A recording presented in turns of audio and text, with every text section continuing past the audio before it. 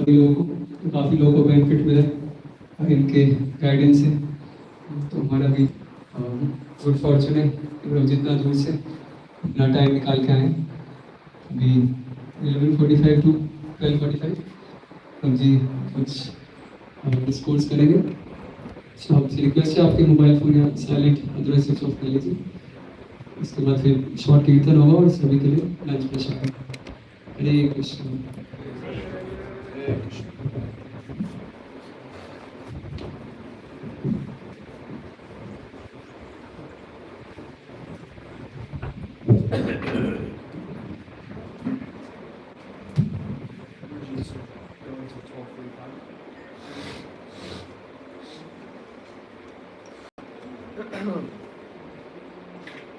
Hare Krishna.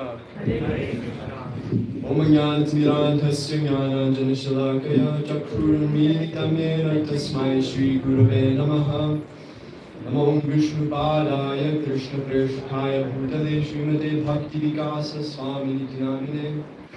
Namo Vishnupadaya Krishna Preshthaya Bhutale Srimate Bhakti Vedanta Swaminiti Namine. Namaste Saraswate Deve Gauravani Pracharine Nirvishesha Shunyavadi Paschatya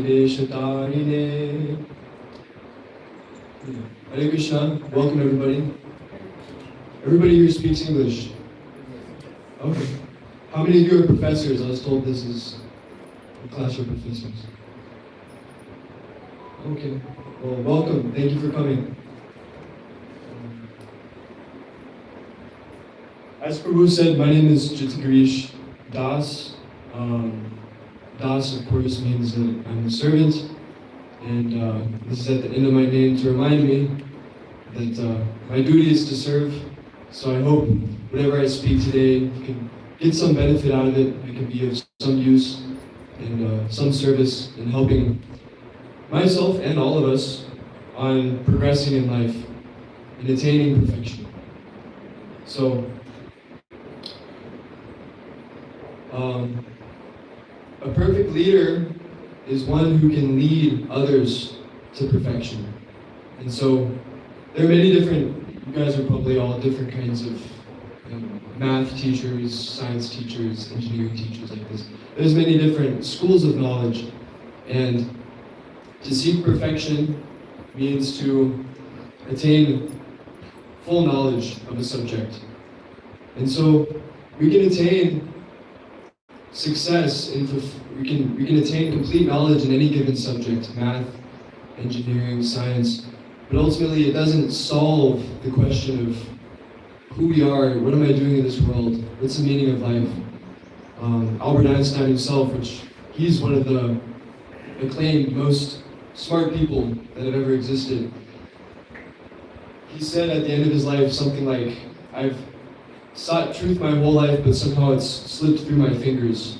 So even such a accomplished person as Albert Einstein feels that he didn't attain the goal of life. So the Bhagavad Gita says, Yagyaracharati shreshtas tattad evetaro janaha sayat paramanam kurute lokastad anuvartate. That whatever great men do, common men follow. So all of you have some respectable position, you've been put into some authority because you're qualified in some way. You know something, you're expert in your field. And you have the position of younger people, people who are less experienced in the field, looking up to you and seeking knowledge. So as a leader, it behooves one to know what is the goal of life and try to lead by example. And it's very important that as leaders we have good character ourselves. And we could be expert mathematicians, expert engineers, etc. But if we don't have good character, then we won't inspire others truly. So whatever great men do, common men follow. So whatever example you set, those who you teach, they will look up to you. They will take on some of your qualities. And if they are not inspired by you, they may reject you altogether, which you may have experienced. So, we can lead others and we can help one another gain material knowledge, but ultimately we should seek some kind of spiritual knowledge. So the Vedanta Sutra says Anandamayo Bhyasat, and that means that everybody intrinsically is full of bliss, all living entities, all spiritual beings. And so we're looking for bliss, but it's a problem that we're in a temporary world where whenever we may acquire any money, lots of family, lots of material possessions, everything ultimately leaves us at the time of death. There's nothing we can do about that. So we're intrinsically full of bliss, but we find ourselves in this situation of struggle for existence. And we're all struggling in one way or the other to pay the bills, to satisfy the wife, whatever it may be. This world is a struggle. There's constant challenges. So how can we seek happiness? How can we seek tranquility in such a position? Because as long as we're in this world, it's constantly ups and downs. It's constantly chaotic. New problems always come up. Just when you think everything is perfect, then something happens. And that's just the nature of this world, is that time deteriorates everything. So the Bhagavad Gita teaches us that, we're in this material world and there's happiness and distress, but one who is steady in mind, one who is situated in yoga, he is not disturbed by such happiness and distress. And so one situated in yoga, or Krishna consciousness, he's not affected by the dualities of this world, even though situated in this world. So you can be engineer, professor, mathematician, whatever it may be. Even if you're a laborer or a beggar on the streets, no matter who you are, you can be situated in yoga. And that's what we should all aspire for. Not that we should solely aspire for material prosperity. And we can, the Vedas, they allow for some degree of material enjoyment for householders, etc. So it's not that we all have to give up our material positions. In fact, the Bhagavatam states that Jnane prayasmrtasinamanta eva jivanti sanmukharitam bhavariya vartam sthane sthita shrutikitam tanvanmanobhir e prayasho jitajito pyasitaistri lokyam. So the Bhagavatam instructs us that,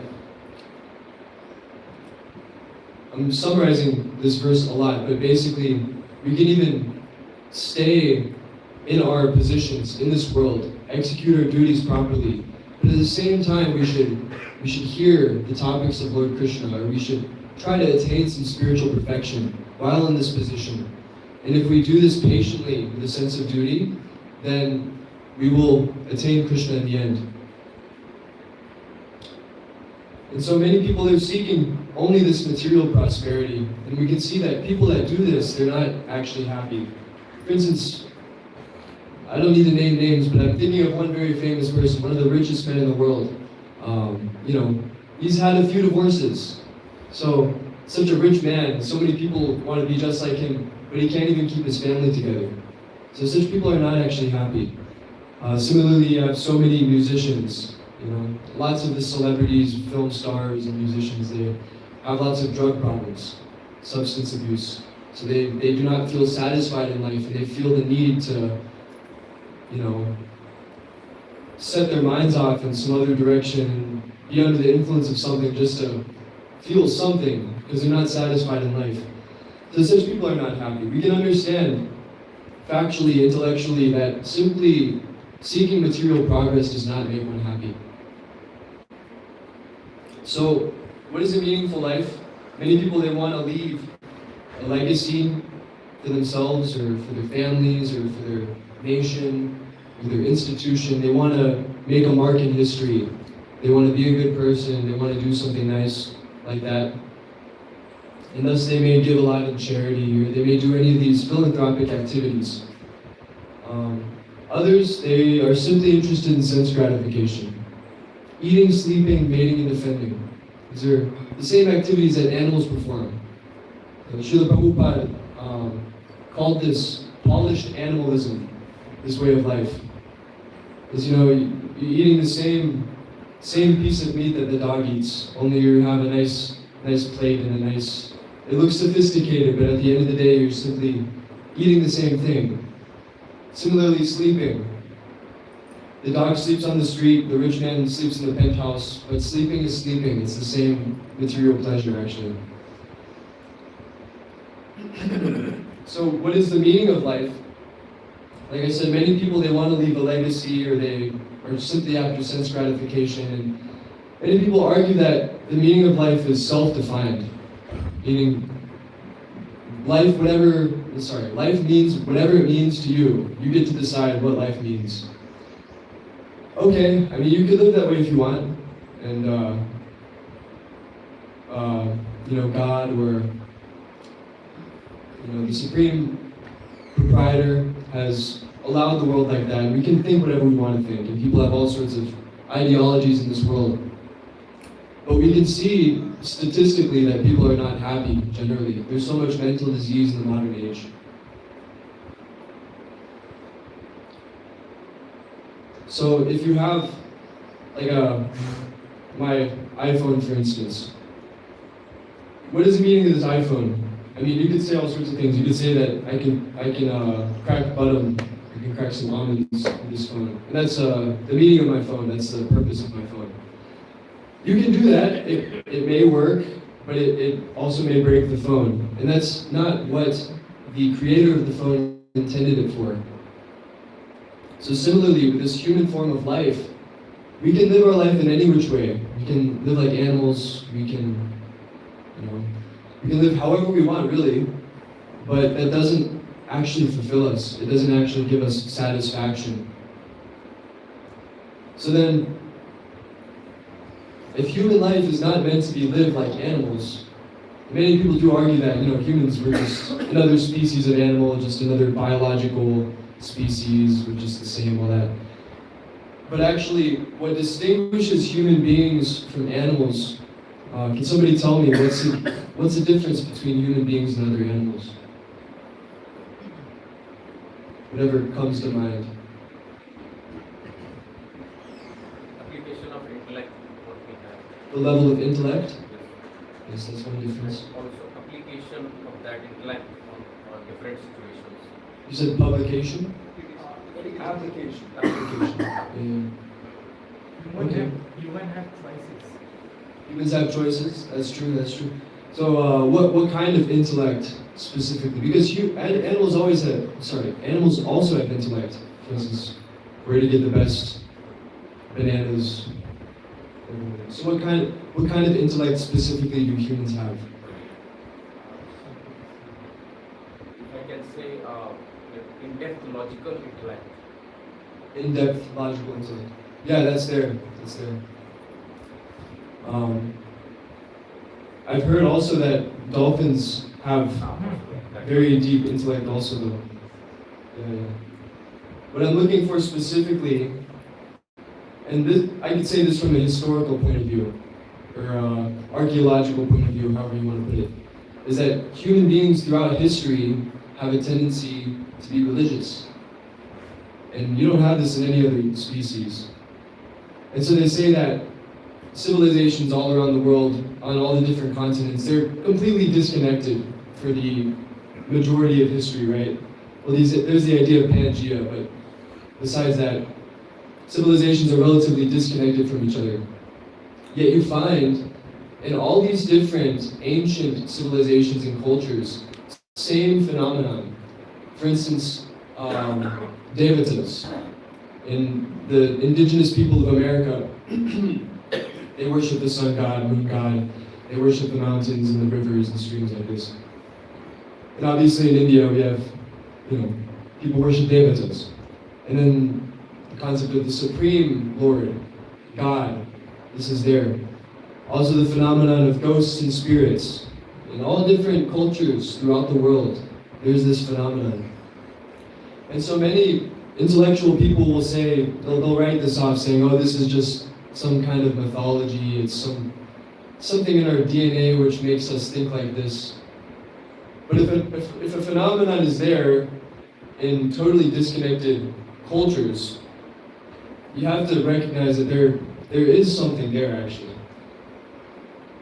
And so historically we could say this is what distinguishes, or behaviorally say this is what distinguishes human beings from other animals, is the tendency to be religious, to inquire into who is God, inquire what is the purpose of my life, to ask these deeper kind of questions.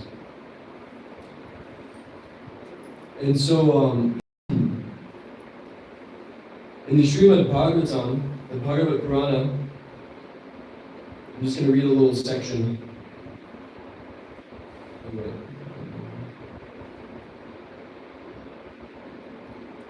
So this is a verse spoken by Rishabhadev. My dear boys, just a translation. My dear boys, of all the living entities who have accepted material bodies in this world, one who has been awarded this human form should not work hard day and night simply for sense gratification, which is available even for dogs and hogs that eat stool. One should engage in penance and austerity to attain the divine position of devotional service. By such activity, one's heart is purified, and when one attains this position, he attains eternal blissful life, which is transcendental to material happiness and which continues forever. So, what I've just spoken is coming straight out of the Bhagavatam, is that this human life is meant to engage in our eternal occupation.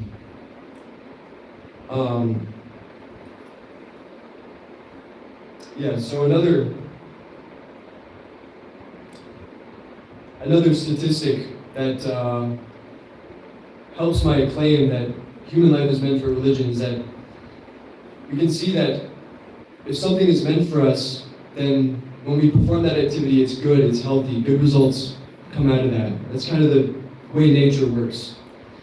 And there was a study done by the Pew Research Center in Washington, D.C., and this is an academic paper called Religion's Relationship to Happiness, Civic Engagement, and Health Around the World. The results showed that people who practice any form of religion, they're more happy, generally more happy, they have less drug use, they're more civically engaged, they even have longer lifespans, and there are so many other benefits. So this just further proves the point that human life specifically, we're actually meant to practice some form of religion. And so then we can ask the question, what is religion? How can we judge what is true religion? In the Srimad Bhagavatam also, it also helps us understand, just not anything sectarian, just to give us the criterion of what we can base, how we can judge what is religion, what is not religion. So completely rejecting all religious activities which are materially motivated, this Bhagavad Purana propounds the highest truth which is understandable by those devotees who are fully pure in heart. The highest truth is reality distinguished from illusion for the welfare of all. Such truth uproots the threefold miseries. This beautiful Bhagavatam, compiled by the great sage Vyasadeva, is sufficient in itself for God realization. So this verse is saying that religion means something which distinguishes what is reality and what is illusion for the welfare of all, and it uproots the threefold miseries. So there's so many different religious paths in this world. And we recognize that there are saints coming from all over the world, many different traditions. And we don't discount that. Real religion means that to understand that I am a servant of God, I am part and parcel of God, I am meant to engage in His service. And you find this attitude or mentality in Christianity and Islam, so many different religions. And so the point is, religion should bring one to the platform of love of God. It's not that we reject one religion just because it's coming from a different part of the world, but rather we can judge systematically what is religion and what should be the result of religion. Ultimately, we should become happy. We should become realized. We should feel some kind of maturity develop in our lives. We should become sober and steady in the midst of ups and downs and difficulties, because as I was explaining before, this material world is full of ups and downs. It's full of happiness and distress. But one who is situated in yoga on the path of transcendence is not affected by these things. Why? Is because he's absorbed in something else. He's absorbed in something higher. And this is something,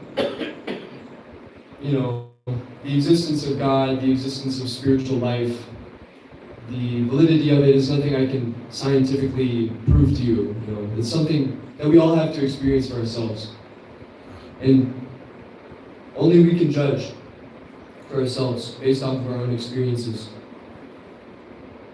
So, ultimately, religion is one. It's teaching us that we are servants of God. But personally, I have found that the Vedic path is the most comprehensive. And as you see, this is the way I'm living. This is what I'm committed to. And I went through so many different phases in my life. I was born Catholic, and then I kind of dropped that and leaned more towards atheism and explored Buddhism a little bit and read this and that. I read so many different things. But it wasn't until I found the Bhagavad Gita. I was distributed a Bhagavad Gita by a brahmachari in America. And it wasn't until then where I could see real religion. Not because I reject all the other religious books in the world, and I only accept the Bhagavad Gita. Not for that reason, but because I could see the example of the devotees, specifically the person who brought me to Krishna consciousness, the people that brought me to Krishna consciousness. Saintly people, I could factually see this.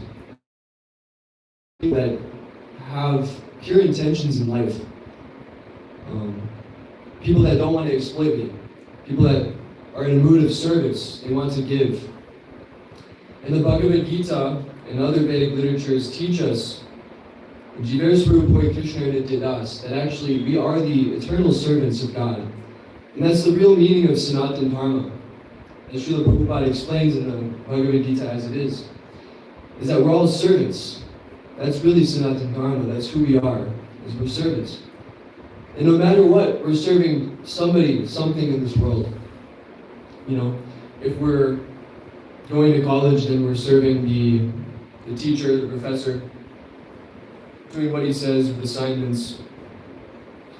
And then the professor, he's serving his boss. And then his boss is serving his wife. And then, the wife is serving the family, and everybody's serving somebody. Many people, some people, they say that they don't like anybody. So then they have a plant, they serve their plant. And if not even that, then people are servants of their senses, right? These senses, they pull us in all different directions. We're just an observer in this sensory world, and we see something nice. We want to touch something nice. The senses, they're pulling us in that way. And so we're servant of our senses, like that. So we're always servants, actually. No matter what, you can't take away the aspect of being a servant away from the soul. So, what is the perfect way to engage our service? And that's why we need I could say specifically Bhagavad Gita, very helpful. Because it teaches us how we can engage our senses. No matter what we may be doing in life, maybe a professor, maybe a student, but we should engage some way or other in God's service, in Krishna service, and try our best, because this is how we can become happy in this world.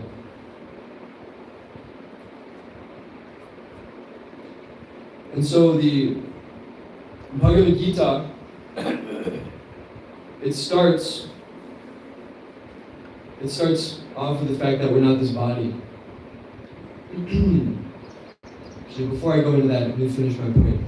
So I was saying how I first came to Krishna consciousness, and I came into the association of saintly people, and that's what really motivated me and influenced me to take up this path, is that I could see that this is something practical. I always wanted to do something better with my life and do something higher, but I didn't see anybody around me who was really doing it until I met the devotees, and they were living the life of the Bhagavad Gita, the Srimad Bhagavatam.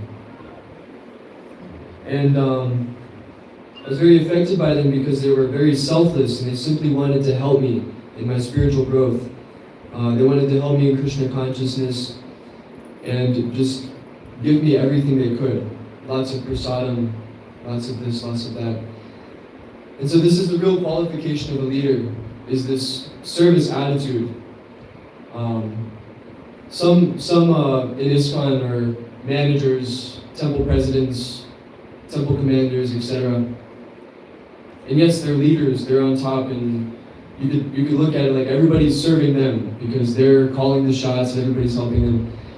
But the people in such positions, I could say ISKCON Bhopal is like this. Similarly, where I come from in the US, our project is like this, that the leaders there, although they are leaders and people respect them, they see themselves as everybody's servant.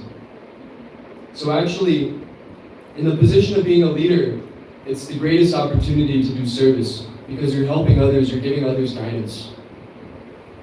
So rather than seeing ourselves as big leaders, having a lot of influence, being kind of puffed up, egotistical like that, we should feel that I've been given this position and I should use it to help others. Because it's my nature, it's really who I am, is to be a servitor, is to be a servant. So I should help whoever I'm leading. Okay, now back to the Bhagavad Gita. So the first thing the Bhagavad Gita teaches is you're not the body. So Arjuna, I think everybody here may know the story. Arjuna, he goes to Krishna on the battlefield and he starts talking and Krishna, I don't want to kill my relatives and kinsmen. I've been put in this terrible situation. I'm in the front of this huge battle and I don't want to fight it. Because he gives many different arguments. If I kill the opposing parties, then all of their wives will be left without a husband, and then there will be unwanted progeny, and the whole civilization will become polluted. And like this, Arjuna gives so many arguments. And one of the big arguments was that, these are my family members. How can I kill them? How is this dharma? Krishna, why do you want me to do this?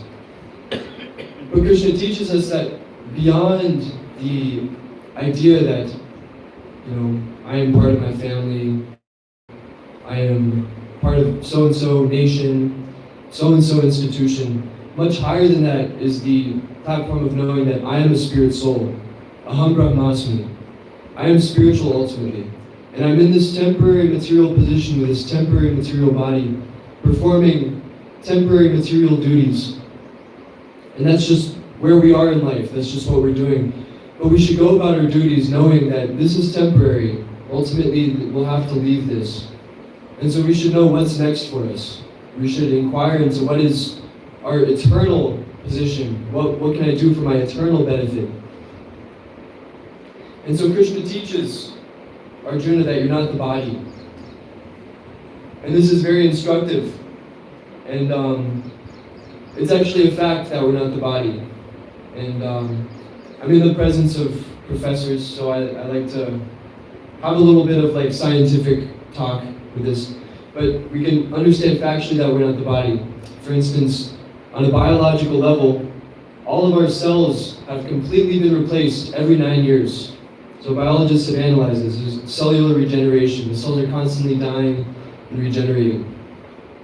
The body we had 7 years ago is completely different. All the cells are completely different. So we're not the body, because we're the same person that we were 7 years ago, but the body is completely different. So we can factually understand that we're not the body. And the mind changes. The mind is very flickering. It's fickle. So when we were a kid, we wanted to be fireman, police officer, whatever we wanted to be, and then get a little older, you want to be a movie star, something like this. So the mind is always changing, becoming more mature. And so many people think that we are the mind. But it's not true. We're not the mind either. So we're not the body, and we're not the mind. So what are we? The Bhagavad Gita again analyzes that there's the sensory objects, the objects in this world, this table, this microphone, And above these objects, controlling these objects, are the senses themselves, right? I can grab this, I can grab that, taste this, taste that. Now above the senses is the mind, because the mind is overseeing everything, deciding, do I do this or I do that? Now guiding the mind is the intelligence, or the intelligence should guide the mind at least. Nowadays many people are not guided by their intelligence. They're just guided by their senses actually. But we should be guided by our intelligence. But we aren't our intelligence either, because obviously now we are much more intelligent than we were when we were children. So this is also something that's changing. This isn't who we are. But we are the spirit soul. The spirit soul is the powerhouse, the spiritual energy, which is shining light through all these things, mind, intelligence, and the body. Everything comes from this life. So we can do a little experiment. This is pretty elementary, so bear with me. Okay, everybody can point to your nose. Now point to your knee and point to your ear. Now point to you. Where are you? Anyways, the point is that I am me. How these different parts of my body, they're like my possessions. It's not actually me. You know, my knee's good. My knee get cut off today. Who knows? Doesn't mean I'm any less me. We're not this body. It's a fact. And then in all languages throughout the world, practically, there's this saying, "He's gone." When someone leaves their body, when they've died, you know, in Hindi, what do we have? He's gone. What do you say? Yeah. So in Hindi also, you say, I know in Spanish and so many different languages, you say he's gone. So this, again, you know, people from so many different cultures around the world, disconnected from each other. It's the same phenomenon. This is reality, that we're not this body. The difference between a living body and a dead body is that dead body, the person is not there.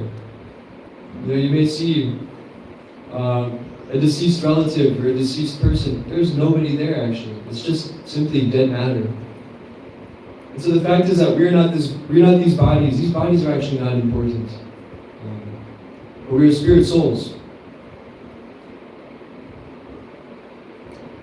And another interesting thing we could talk about is reincarnation. So reincarnation, of course, is fundamental to the Vedic paradigm and Vedic philosophy. But it's not limited to the Vedas. It's not simply some Hindu mythology, as many might claim.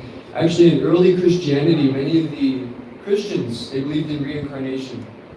If you're interested, you can look up philosophers like Origen, and there's somebody named Clement of Alexandria. These are early Christians, Christian pioneers, and they fully, they professed reincarnation. And they were also vegetarian, believe it or not. And Jesus taught in the Bible, "Thou shalt not kill." He didn't say, "Thou shalt not kill animals." He said, "Thou shalt not kill." But Christians, unfortunately, many of them are not following this commandment of "Thou shalt not kill." So this reincarnation, vegetarianism, it's present even in Christianity. And another interesting thing we can think about, research to help us understand this phenomenon of reincarnation is there's a professor at the University of Virginia in the United States. His name is Dr. Ian Stevenson, and he's done a lot of research work in analyzing reincarnation, specifically testimonial cases of people remembering their past lives. Now, it all sounds like a bunch of woo-woo, and they call it pseudoscience. If you look this up on Wikipedia, they'll call it pseudoscience. But these are actually studies in an academic institution. University of Virginia is, it's a legitimate university. Yet they call it pseudoscience. but he's done it very systematically. There are over 3,000 cases, testimonial evidence pointing to reincarnation.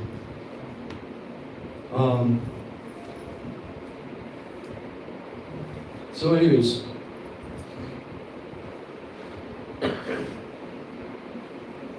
I've been asked to speak about how we can be perfect leaders, and how does this tie into all this? Well, I've been explaining specifically the Vedic paradigm, and I want to emphasize that this Vedic culture, this Vedic paradigm, it is very legitimate, and many things that go on in the name of science are not actually very legitimate, unfortunately. Maybe some of you have experience, but what's there in the first-hand information is different from what's there in the second-hand information. One instance of this is in archaeology. So there's one devotee in ISKCON, his name is, I forget his devotee name, but Michael Cremo, that's what he goes by. Druta Karma, yeah, that's his name. He's documented lots of first-hand information that is directly from archaeologists, citing evidence that human beings have been around for millions of years even. Lots of things in South America and India, lots of evidence that human beings have been around far longer than what is now taught. And so, in the 1990s, they said that in the 1990s they said that Homo sapiens, human beings, have been around for 1,000 years. 100,000 years, yeah. And then in the 2000s, they changed this to say 2,000 years, 200,000 years. And then now they're saying 300,000 years. So basically they're unsure. They don't factually know. They're giving estimates, basically. But there's knowledge out there that actually states human beings have existed for millions of years.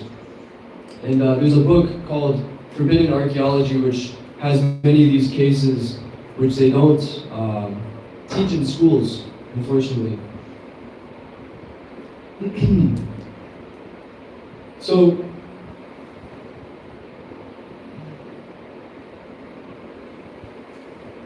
the world around us is leaning towards atheism and modern advancement, that is advancement of technology, advancement in the facilities for sense gratification. But we can see that actually people are not happy. As time goes on, people are not actually happy. And the youth, they need good leaders to show them good direction in life on how to be happy. And as I've explained, the best way to be happy is by living a religious life, living a life devoted to God. And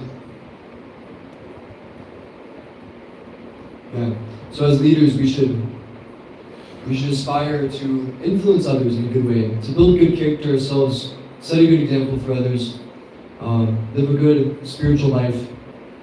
And has everybody here been to ISKCON Bhopal? Or anybody? Who's been to ISKCON Bhopal? Okay, well yeah, you can come ISKCON Bhopal. I'm a visitor, but I can say a very inspiring group of devotees who can give great guidance to the youth. Yeah, so I can talk more and more, but I have nothing to say, so I'm just wasting your time at this point. Yeah. Does anybody have any questions or comments also? Yes, sir. Prabhuji, please describe that moment that you have accepted this Sanatan Dharma from your old religion. What was that moment that you have that changed you totally? And we are feeling that whatever we are just believing, only we have to change the belief. It will take more time for us. Even we are born here, we are following different kinds of deity. we have some state of minds that we have to worship this God, this God, this God. But if anyone, like Bhagavad Gita, it is clearly written that Krishna is Supreme Lord. Yeah. Still we believe many lords. And you come from the totally different religion. What was that moment that you have changed, you have thrown away all the things behind you and you have accepted this God? What was that moment? What was that point? How did you realize? What was that feeling? We want to know. Yes, sir. So, like I think I mentioned, the moment really which was a landmark in my life, which influenced me to practice Krishna consciousness, was meeting a devotee. He was a disciple of Srila Prabhupada, and he was very senior. He's about 80 years old, you know. So, you know, his teeth were falling out. He couldn't hear so well. Whenever I said something, constantly asking me to repeat. And, he's a brahmachari, and for some time he was homeless in New York. You know, just living on the streets. It's not like, being homeless in New York is not like being a beggar here in India. Being homeless in New York is very rough. So anyways, this was somebody who had practically nothing materially, and he was at the end of his life, 80 years old, something. But he was the happiest person I'd ever seen. And at the time I was 19 years old, so here I am, a 19-year-old boy with his life in front of him and so many different career options and avenues of sense gratification, this and that. But I could see that the people around me were not happy. You know, my parents, my grandparents, all of them that pushed me in this way, they themselves were not happy. And so I was in a confused position in life where I was being pushed in so many different directions, but I didn't find inspiration to go in any of them. And so I met this person that was totally out of this world, completely beyond this world. He had nothing. He had nothing. His body was falling apart. Naishnika Brahmachari, no women in his life. You know, just complete devotion to God. I never met anybody like that. And so, just meeting him showed me a different avenue in life. It was a profound realization that actually material prosperity does not lead to happiness. Because I could see that he had nothing, yet he was so happy. He was an old man, but he was like talking to him, he was like a young boy, you know. And so I could say that really is what influenced me. But then after coming to this path, of course we have so many doubts, so many challenges. It's not like I put on these clothes and all of a sudden I'm a sadhu. It's not like that. There's lots of challenges, lots of purification, lots of nonsense that goes through the mind that you just have to somehow forget about, engage in devotional service. It's sadhana. I'm a sadhana bhakta, so constantly applying myself to the process.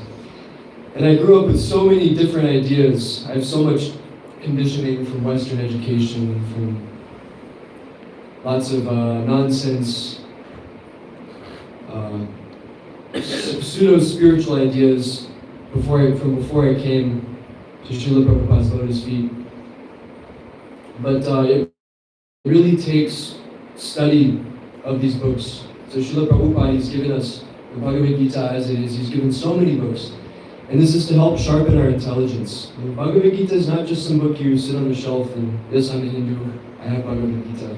It's not like that. You should read the Bhagavad Gita. Because there's so much, this is India's gem. There's so much to be found in the Bhagavad Gita, so much realization, so much growth you can have simply by reading the Bhagavad Gita. And I found that by reading this literature, my intelligence became so much sharper, and I was able to understand reality so much better than I had been able to understand previously. And yeah, so you mentioned, Prabhu, about different devatas, and you know, we all have our different conditioning. How do we overcome that? We need to understand intellectually what we need to do with our lives, and why we need to do what with our lives. It's not just some sentiment. You know, because people have all sorts of sentiments. Sentiments can take you anywhere. The mind falls in love with one girl one day and then different girl the other day. You know, we can't trust the mind, but sentiments, it's all temporary flickering. We need to understand what we should do with our lives. And so I've tried to give a little bit of, you know, some nice talk with some points that trying to help you intellectually understand, you know, how we can be happy in this life. What's the meaning of life? And this little talk I gave is just a little nudge. You know, if you really want to pursue this, you please get the Bhagavad Gita as it is, and it'll help you understand how to live your life perfectly. So yeah, that's what I would say to that book, is really meeting the association of devotees, but also reading the books. Yeah. Yes, sir. Yeah, so like sometimes it is really difficult to make a convincing argument for anybody. Like if we suggest let's read this book, and if he or she is reading but he is not gaining what it is written in the exact format. So any metaphor have you inferred through this book that can be easily transferred to someone while in the beginning of the conversation, like so he or she can believe and understand and make himself or herself more conscious to read that book and get the other perspective while relating with all structure, whatever it is given in the book. So I mean, any metaphor have you referred or have you inferred by reading this Bhagavatam? You're asking like how we can inspire others to read the books in such a way they can understand them properly? Because directly reading of the book sometimes may not be convincing. Or something like this, we are just reading and we found, okay, this is written something. But how it could be actually relatable to anybody at any moment of time? Yeah, great question. Therefore, the association of devotees is very important. If you don't understand something in the books, there are devotees here, everywhere in the world actually, that can help us with our questions. And we may have the experience reading Bhagavad Gita, reading Bhagavatam, that there's something, we read something, okay, we may not believe it, it's very out of this world, very otherworldly. It's hard to believe, you know, with this Western education, this conditioning we have from that. Sometimes it's hard to believe what's stated in the Bhagavad Purana. But we have to go on with faith.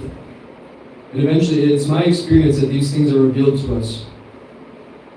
And now that I've said that, I might as well say that there's far out things that are in the Puranas, you know, things that are otherworldly. It sounds like myths, and that's the way that it's described, is that these are just myths, they're not real.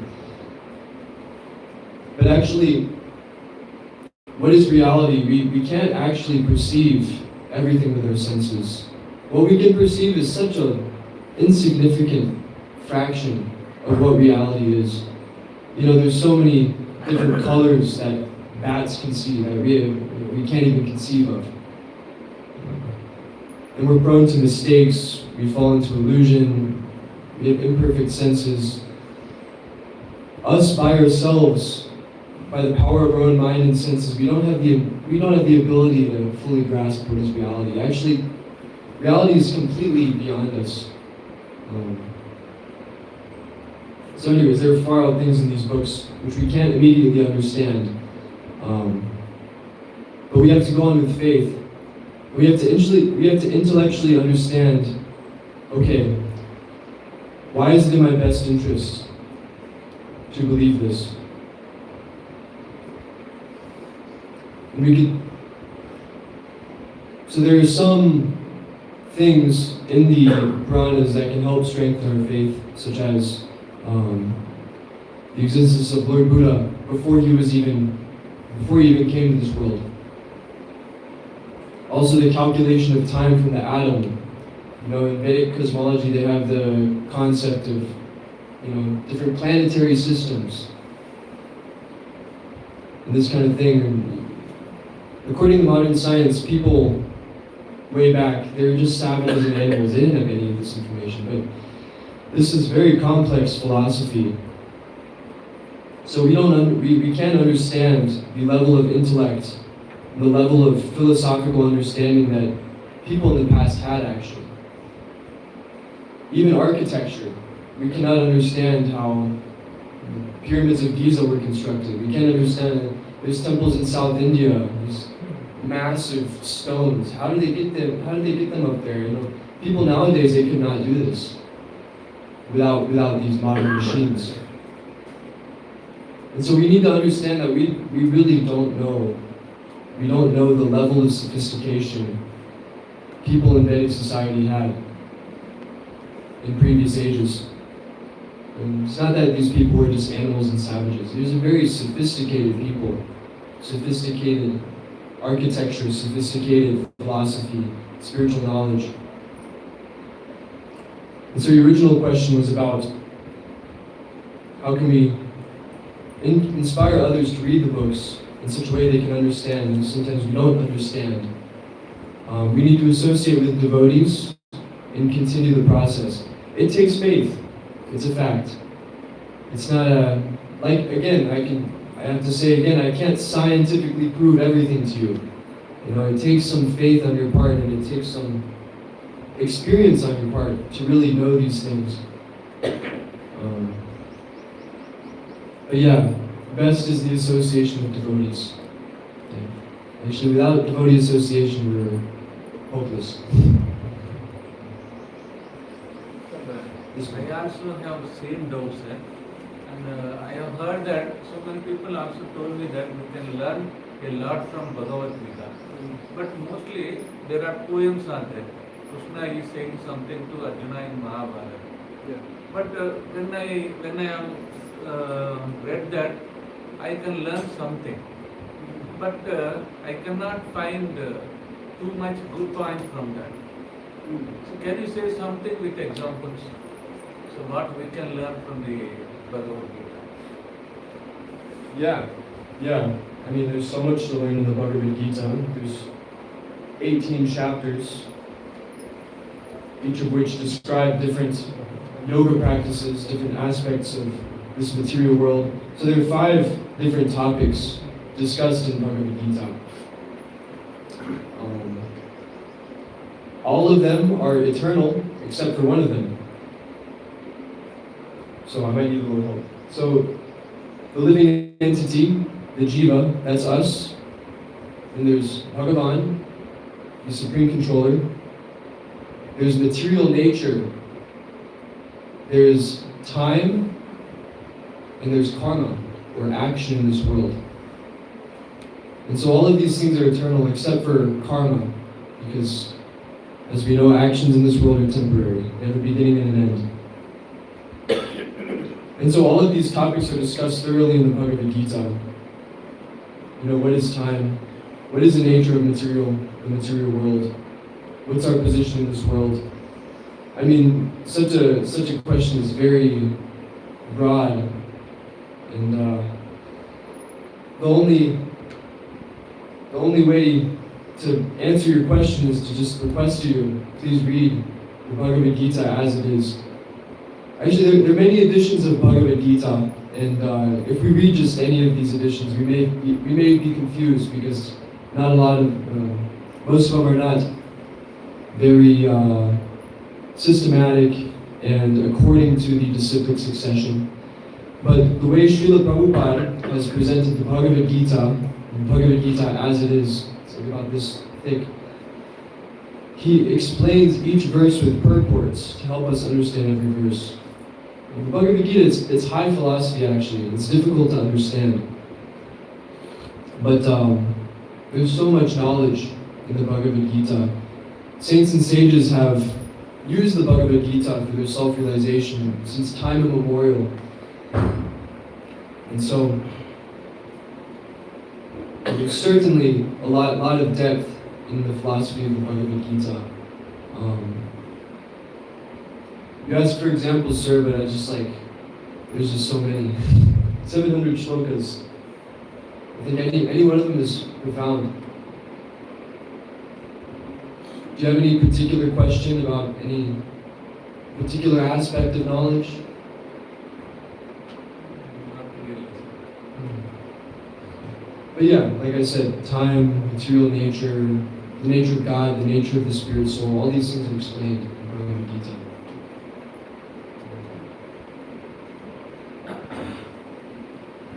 Like, can you just throw some light on that differentiation between the Bhakti Yoga and just Jnana Yoga, so that some people believe let's have this Jnana Yoga more influential than Bhakti Yoga. So how just throw some light, which is more suitable as per the different responsibilities in the life itself. Sure. How people can prefer one yoga than other yoga. Yeah, so Jnana Yoga is the process of yoga by acquiring knowledge. And Bhakti Yoga is devotional service, loving devotional service. So as was explained earlier, constitutionally we are parts and parcels of Krishna, we are servants of Krishna. And it's our perfection in life to engage in God's service. And so this is the essence of Bhakti Yoga. The essence of life is Bhakti Yoga. And actually, according to the Vedic literatures, all of the different yoga systems, they culminate in Bhakti Yoga actually. There's Jnana Yoga, Karma Yoga, Buddhi Yoga, Dhyana Yoga, Hatha Yoga, so many different yogas. They all culminate in Bhakti Yoga. So Bhakti Yoga is actually the goal. And if you have like a skyscraper building, you can walk up the stairs, you can get some good exercise. It is very difficult, but you can also just take the elevator. So the process of Jnana Yoga is compared to the stairs, and the process of Bhakti Yoga is compared to the elevator. Because Jnana Yoga is very difficult, especially in this age. And in this age of Kali, we are so impotent compared to human beings in previous ages. Our intelligence, the level of austerity we can undergo. How long can we study for? I mean, all of you probably definitely longer than me, but I can study for maybe 4 hours at a time. That's a lot. But you know, the different yoga paths, they require like very staunch austerity, very difficult in this age. But the process of Bhakti Yoga, of loving devotional service, is very tasteful actually. So rather than by practicing Jnana Yoga, which is simply analytical, we should taste Bhakti Yoga. So it's like licking the outside of the bottle of honey. Jnana Yoga, you're analyzing, okay, what is Bhakti Yoga? What is Bhakti Yoga? But we can also just directly do Bhakti Yoga and actually taste what it is. And so it's a much more direct, not just direct, it's so much easier. And actually what do we gain from practicing Jnana Yoga? The Srimad Bhagavatam says that all we gain is the fact that, what is it? All we gain is our difficult labor. That's the only thing we gain. It's just the fact that I did it, it's some kind of ego thing. But yeah, so Jnana Yoga, it's a yoga system, it's bona fide, but ultimately it leads one to Bhakti Yoga. So one who's intelligent just practices Bhakti Yoga. And of course, within the realm of Bhakti Yoga, we are intellectual and we read and we analyze, so Jnana is involved also. But yes. We'll take questions after there is time for Aarti. Okay. Aarti, personally, whatever questions are there. Yes, we will. Okay, we can all chant Hare Krishna, Hare Krishna, Hare Krishna, Hare Krishna, Krishna Krishna, Krishna Krishna, Hare Hare, Hare Hare, Hare Rama, Hare Rama, Hare Rama, Hare Rama, Rama Rama, Rama Rama, Hare Hare. Hare Hare. Okay, thank you for your time. Now we will do Arati. Next week there is one lecture in our Matra Bhasha, enhance the Sanskriti and Sanskar. ढेर सारे हम videos बना रहे हैं अपने hall में अगले week तो सब लोग आइए सारे क्वेश्चन के आंसर बहुत सरल भाषा में एक लेक्चर पूरा वीडियो पे ठीक है सर हाँ हाँ यस यस वही आप जो क्वेश्चन लिखते थे माधव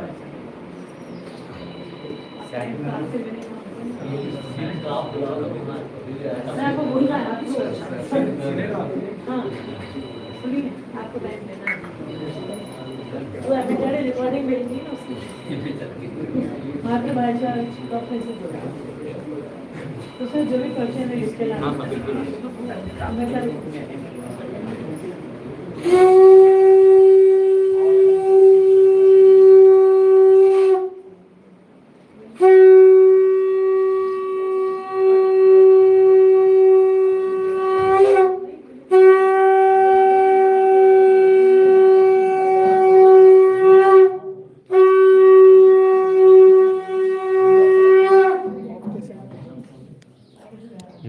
क्या कर रहे थे जो निकालो इसमें से और अंदर रख देना रूम में रखना है